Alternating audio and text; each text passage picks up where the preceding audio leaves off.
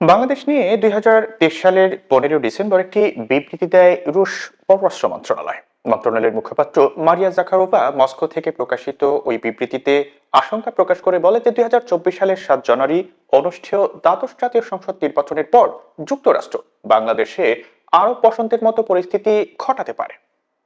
জাকারোভা তার বিবৃতিতে শেখ হাসিনা সরকারকে পশ্চিমাদের কাছে অনাকাঙ্ক্ষিত বলে উল্লেখ করেন। এ সময় জাকারোভা বলেন যে ১২ এবং ১৩ ডিসেম্বর বাংলাদেশে বেশ কয়েকটি জেলায় সরকার বিরোধীরা সড়কে যান চলাচল বন্ধ করে দেয়, বাসে আগুন দেয় এবং পুলিশের সঙ্গে সংঘর্ষে লিপ্ত হয়। আমরা এই ঘটনাগুলোর সঙ্গে ঢাকায় অবস্থিত পশ্চিমা কূটনৈতিক মিশনগুলোর উস্কানিমূলক কার্যকলাপের সরাসরি যোগসূত্র দেখতে পাচ্ছি, বিশেষ করে মার্কিন রাষ্ট্রদূত পিটার হাসের।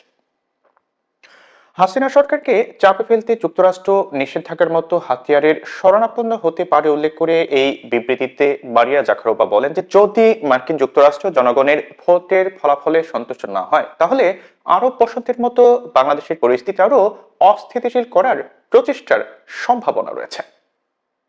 এসব তথ্য উল্লেখ করে একটি প্রতিবেদন প্রকাশ করেছে জাতীয় দৈনিক বণিক বার্তা। প্রতিবেদনে বলা হয় যে এ সময় বাংলাদেশের পরিস্থিতি নিয়ে একাধিক বিবৃতি রেখেছে রাশিয়ার পররাষ্ট্র মন্ত্রণালয়। তাদের এসব বিবৃতিতে বাংলাদেশে মার্কিন তৎপরতাকে, বিশেষ করে রাষ্ট্রদূত পিটার হাসের কর্মকাণ্ডকে অন্য একটি দেশের অভ্যন্তরীণ বিষয়ে স্থূল হস্তক্ষেপ বলে আখ্যা দেওয়া হয়। তবে তৎকালীন প্রধানমন্ত্রী শেখ হাসিনা রাশিয়ার এই বার্তাকে গুরুত্ব দেননি। এমনকি নিজ স্বার্থে বাংলাদেশকে সবসময় পর্যবেক্ষণে রাখা প্রতিবেশী ভারতও ওই বার্তাকে সতর্কতার সঙ্গে গ্রহণ করেনি বলে মনে করেছেন কূটনৈতিক বিশ্লেষকেরা।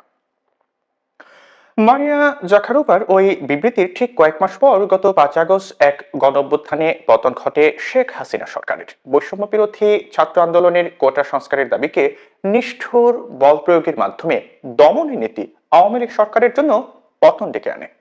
বাংলাদেশ ছেড়ে ভারতে পালিয়ে যেতে হয় শেখ হাসিনাকে। একই সঙ্গে গণহত্যার দায়ে তার বিরুদ্ধে গ্রেফতারি পরোয়ানাও জারি করা হয়েছে। আন্তর্জাতিক কূটনীতি ও ভূ রাজনীতির কোন পর্যবেক্ষকের মতে অতিরিক্ত আত্মবিশ্বাসী শেখ হাসিনার ধারণা ছিল রাষ্ট্রযন্ত্র ব্যবহার করে যে কোনো পরিস্থিতি তিনি নিজের নিয়ন্ত্রণে নিতে পারবেন। এই কারণে রাশিয়ার বার্তাকে গুরুত্ব দেননি তিনি। ৭৫-এর ১৫ আগস্টের আগে শেখ হাসিনার পিতা শেখ মুজিবকেও এমন সতর্ক বার্তা দেওয়া হয়েছিল, কিন্তু তার মধ্যেও অতিরিক্ত আত্মবিশ্বাস কাজ করেছিল।